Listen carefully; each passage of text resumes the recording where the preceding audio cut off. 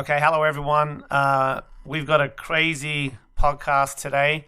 Another episode of Coffee with Nancy on Night at the Round Table. So, Nancy, a lot of people that we know, both on the left and the right, are against cancel culture. And obviously supportive of freedom of speech if they are so. And it looks like you've been cancelled, which is insane. So, do you want to just touch on what happened with you? So usually when I do a podcast, I like to talk about issues. I don't really want to talk about my personal life.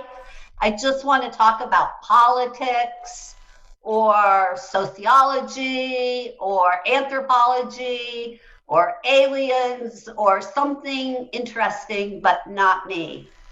And in thinking about doing this podcast, I thought it might be a good idea, um, as far as psychologically, for me to talk about how I got canceled, how I got erased, and how it has impacted my life. And I guess I should just start at the beginning. I started a group in Cincinnati, Ohio called the Tinfoil Society of Cincinnati. And we had a Facebook page and we had about 500 members on the Facebook page. And we met once a month in Cincinnati. And we weren't a monolithic group.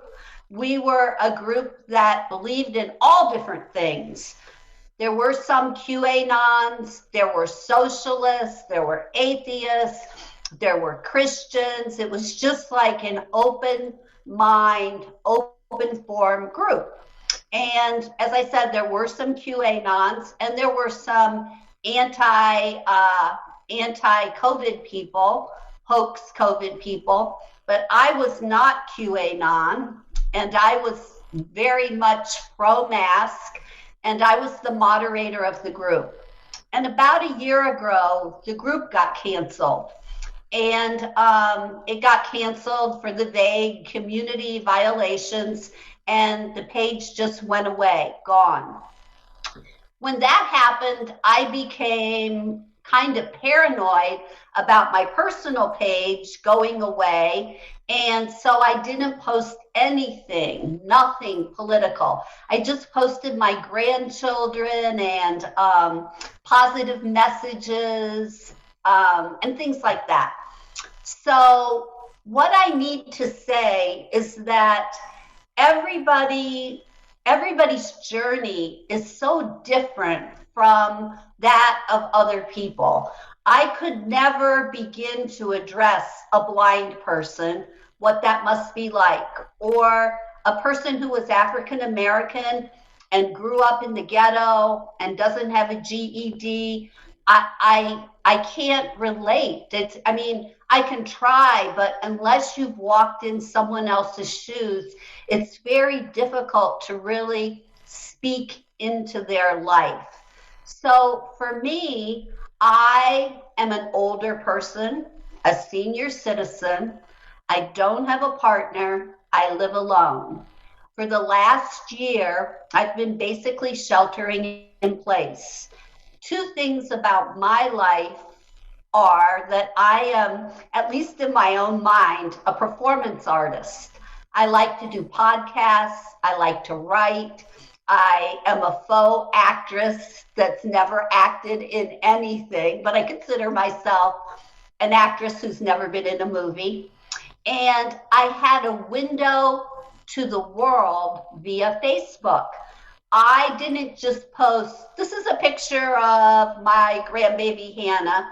I did chapters of my life. I would like do 4 paragraphs of positivity related to something that happened to me in my life. Maybe I got chemotherapy and a wonderful thing happened to me there, and I would share how thankful I was to be able to access excellent medical, whatever. And people would affirm me and say, wow, you're so positive, really makes me feel good, love your posts. And so, although I was alone, and although I was sheltering in place, basically living in my house, I didn't feel the brunt of that because I had Facebook. I had this window on the world, and I could share my life with my friends from high school. I could share it with the friends that my children grew up with. I could share it with the tinfoil people. And I used to have a big book club in my house. I could share it with the book club girls and all the people of my life.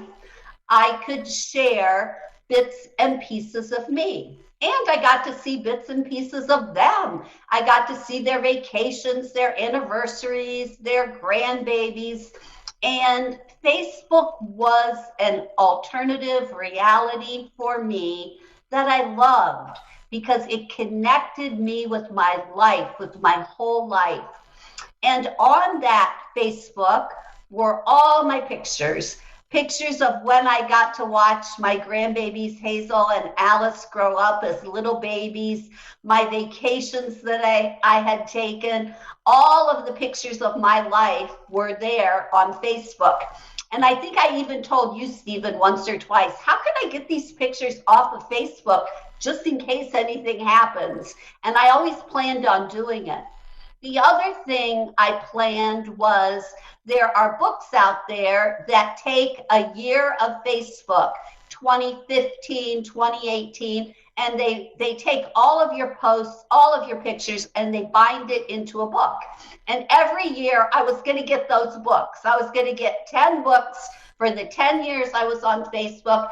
And that was going to be the legacy I was going to leave my grandchildren, that they could see Nana Nancy when she went to Japan, Nana Nancy when she went to Graceland, Nana Nancy when she was in Istanbul, Turkey. And all those positive little chapters of my life would be in those books. So 2 days ago, I woke up and I went to get on Facebook, and I had been canceled.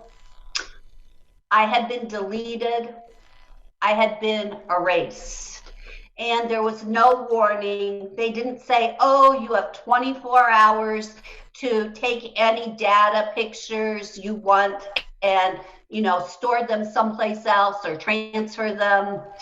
They even said in my case that there was no recourse. There was no review.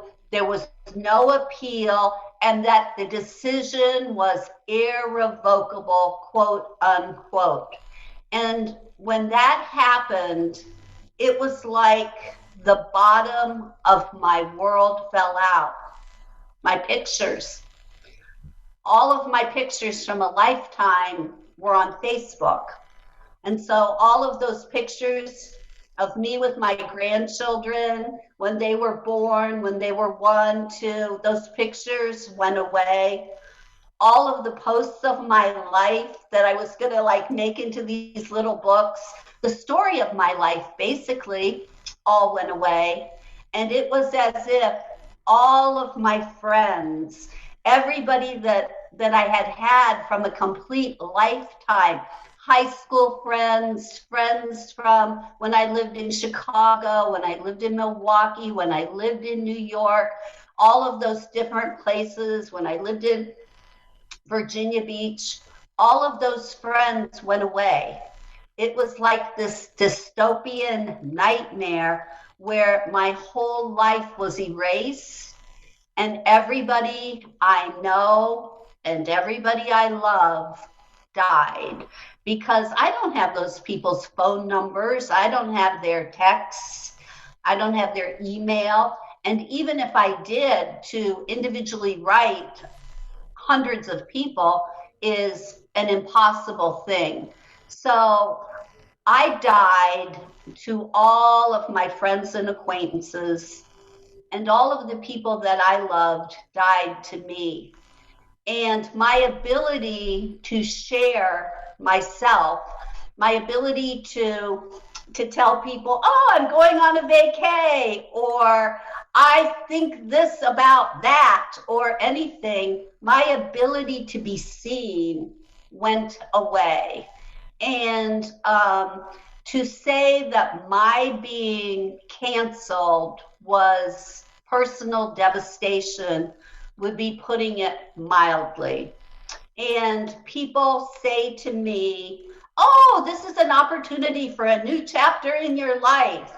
Somebody else said, "Facebook isn't even cool. You can get on Twitter or Instagram. Nobody cool is on Facebook."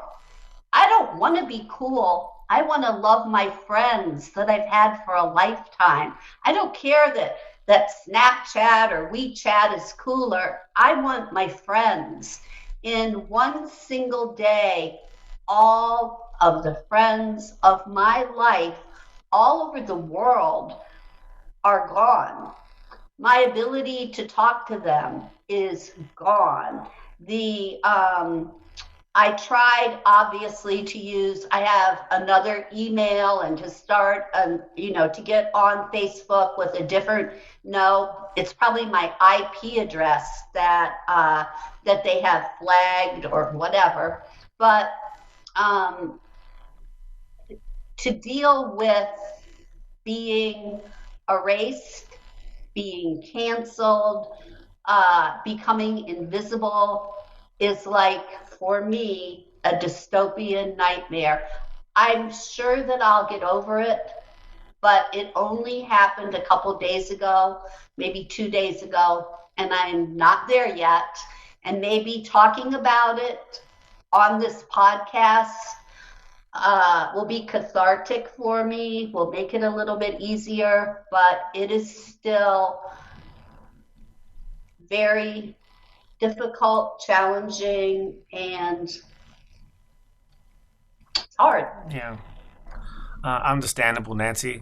Pretty crazy to think that that didn't even give you any reason and no chance of removing whatever it is that they thought was offensive. So the crazy thing is, I don't think there was anything that you did or said. No. So that's the reason why you didn't get a reason. If anything, And go on. they said that I violated their community guidelines. So, of course, I looked up community guidelines. Nudity, I don't even own a bathing suit, so that is out. And as a grandmother, nudity would not be on my Facebook page. Criminal activity, I had no criminal activity on my Facebook page. Scamming people out of money, I had no scamming people. Inciting violence, no incite. My Facebook page was pictures of my grandchildren and positive little stories. So it had nothing to do with my Facebook page. My best guess is that when they a year ago took off the tinfoil society for whatever reason, I think they probably, after this insurrection and what happened at the Capitol, they went back and they just arbitrarily looked at those pages that they had canceled. And then whoever the moderator was, because I was the moderator of the tinfoil page, whoever the moderator was, they just canceled their personal Facebook page, and it didn't matter what was on it or what wasn't on it. You were just gone. Yeah, just like a business that refuses to serve one of the public, right? A bit similar to a cake shop, right? Yeah. So at the end of the day, you've been a victim of this cancel culture because your views and opinions didn't necessarily match that of the company or the platform that you were on. That's my best guess. And to think that they've got that much control in our society now, that it's so easy to remove someone's social media presence is pretty crazy. So I know that there are other platforms out there, right, that you could utilize, but the truth is, you have a look at what's happening today, and they're all in alignment in their political view. It doesn't give you much room. And so even when competitors are popping up, and we spoke about this in the last podcast, they're getting shut down too, because the backbone infrastructure with Amazon and with Apple are not there either, they can cancel you too. So it seems like it makes it very difficult for anyone to speak up, to have an alternative opinion, to have civil discourse, and freedom of speech on their platform is non-existent now. So it's crazy to think that they can curate so easily, right, and sway public opinion. What I think we need to keep in mind is they are a business, and the best way I think we can protest this is not to give them our business, not to give them our information or data. Definitely in support and solidarity of what happened to you, Nancy. I'm canceling mine. I don't need it. Um, and I hope that we can try to get some of your images and photos and stories back. I know that before I cancel mine, I will download all my data. I've obviously liked and commented on a lot of your posts, and I hope they're included in that data. And we'll see if some of our family and friends can also do the same, back it up, and we'll see how much we can restore. Saying You know, that, go on. one of the interesting things is when you said that my opinions obviously did not match Facebook. In my case, they probably did match Facebook in that I didn't post anything that was controversial because That's I so didn't, true. Yeah, yeah, you because I have did no not want, idea. yeah, I didn't want this to happen. And on the tinfoil page, I was pro mask. I was very much pro COVID. I believe it's a real thing. It really is killing people. So I didn't even, I was somebody that was caught in the crossfires. That I wasn't even booted for my own opinions, but rather that I had started a page where I allowed people to have different opinions. And along those lines, if they would have just had the decency to give me 24 hours to get my stuff off, or even if they would have just given me a hope of appeal, but to do it, gone, and then to say that it is irrevocable and I have no means of appeal, it was just crushing. And the problem with, I hear you when people say, "Oh, just get on Parler or Twitter or this or that." For a grandmother like me, Facebook was about loving the friends of my lifetime and sharing pictures of vacations, anniversaries, deaths.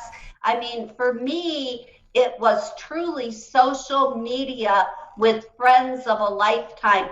And you can't recreate that because that is where everybody is. Old people like me, they're not all going to go to Parler, and Twitter isn't the place where you share pictures of your birthday of your great grandchild or whatever. So for me, I'm just canceled. I'm out of luck, and I don't ever want to view myself as a victim.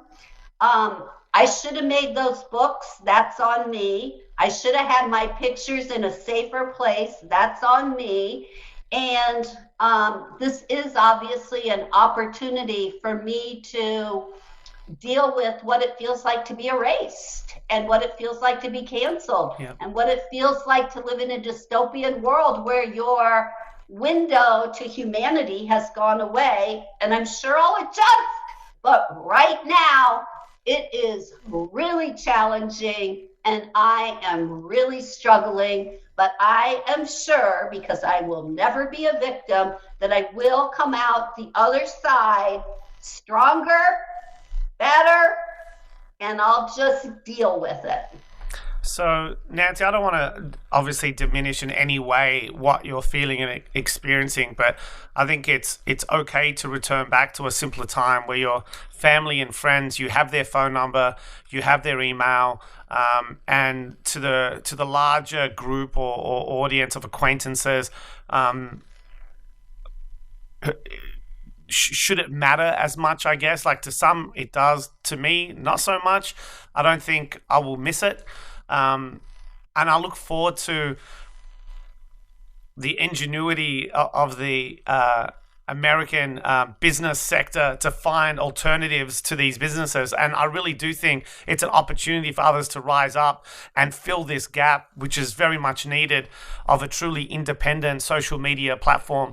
I think there's a lot going on here, obviously, I think for you personally, but at a larger scale, if we step back and have a look at what's playing out, and especially in America right now, I think there is a opportunity for a social media platform to rise up and fill this gap of an independent platform, which, let's face it, we're lacking right now. If they can cancel Nat and Nancy, without any reason, without any opportunity to argue your case or remove whatever it is that they didn't like, is just ridiculous. And it should be treated like a business that is sexist, racist, homophobic, whatever it may be. At the end of the day, they've got their prejudices and they're not treating people equally because they don't think like them or act like them. I just want to end this by saying how much I appreciate your wisdom, and I appreciate that I have a podcast, that I still have my little voice via the podcast, and your support in wanting to, or even getting off of Facebook, which is totally not necessary, but obviously means the world to me. I mean, such a kind gesture from such a strong man. And maybe I will go on to write a book. And I probably wouldn't have written my book if I was still on Facebook. So this might be the universe saying, okay, kid, let's open a new chapter. Let's write a book. Let's do something fun. That's a great idea, Nancy. I think take the time. Less selfies, more writing. Yes, 100%. All right. Thank you, Nancy. It's always a pleasure speaking to you. Thank you for coming on and sharing your story. Crazy times we live in. Love you. Love you, Nancy. Bye.